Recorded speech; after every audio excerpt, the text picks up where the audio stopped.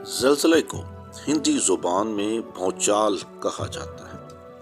بھونچال کے لغوی معنی ہے کسی چیز کا اپنی جگہ سے سرک جانا یا کسی چیز کا پوری طرح جنبش کھانا کہ وہ کانپنا شروع کر دے۔ جدید زلزلہ پیما ماہرین کے مطابق ان کی کئی وجوہات ہو سکتی ہیں، مگر بائبل مقدس کے مفکرین کے مطابق بھونچال اور زلزلے خدا کے غضب، سزا اور انصاف کی علامات ہیں۔ یسایہ نبی اس کے متعلق یوں لکھتا ہے: رب الافواج خود گرج اور زلزلے کے ساتھ اور بڑی آواز اور آندھی اور طوفان اور آگ کے مہلک شعلوں کے ساتھ تجھے سزا دینے کو آئے گا۔ یسایہ نبی کی کتاب 29واں باب اور اس کی 6 آیت۔ مکاشفہ کی کتاب میں مذکورہ بھونچالوں کے علاوہ بائبل میں 5 بڑے زلزلوں کا ذکر آیا ہے۔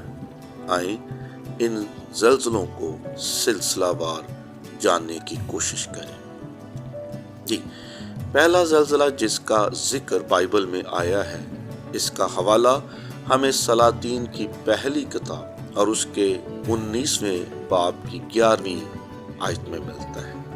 ایلیا نبی کے زمانے میں کوہ حور پر آنے والا زلزلہ جس سے پہاڑ پھٹ گئے اور چٹانیں ٹکڑے ٹکڑے ہو گئے۔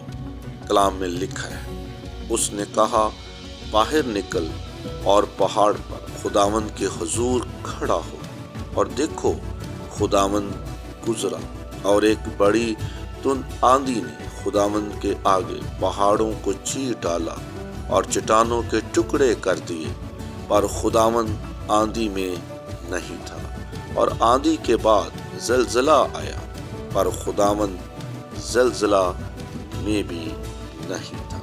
اور دوسرا بھونچال جس کا ذکر بائبل میں آیا ہے، اس کا حوالہ زکریا 14 باب اور اس کی 5ویں آیت میں مذکور ہے۔ شاہ یہودا عزیہ کے عہد میں آنے والا زلزلہ۔ کلام میں لکھا ہے، اور تم میرے پہاڑوں کی وادی سے ہو کر بھاگو گے، کیونکہ پہاڑوں کی وادی ازل تک ہوگی۔ اس طرح تم شاہ یہودا عزیہ کے ایام میں زلزلے سے بھاگے تھے، اسی طرح بھاگو گے، کیونکہ خداوند میرا خدا آئے گا اور سب قدوسی اس کے ساتھ ہوں گے۔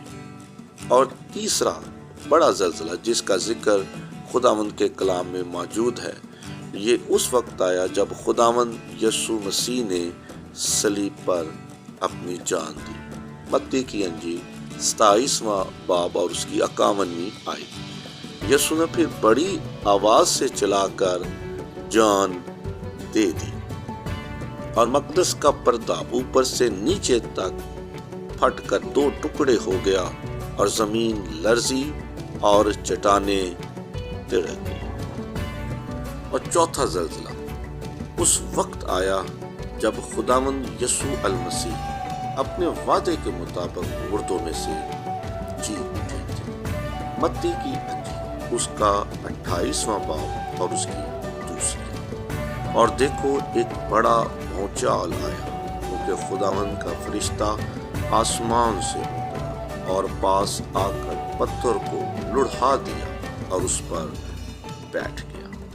اور 5واں زلزلہ جس کا ذکر خداوند کے کلام پاک میں مذکور ہے، اعمال کی کتاب اس کا 16واں باب اور اس کی 26ویں آیت، کہ یکا یک بڑا بھونچال آیا، جہاں تک کہ قید خانہ کی نیو ہل گئی، اور اسی دم سب دروازے کھل گئے اور سب کی بیڑیاں کھل گئی۔ یہ زلزلہ اس وقت آیا جب پالوس اور سیلاس قید خانے کے اندر قید تھے، اور خداوند کا فرشتہ انہیں آزاد کرنے کے لیے قید خانے میں آ موجود ہوا۔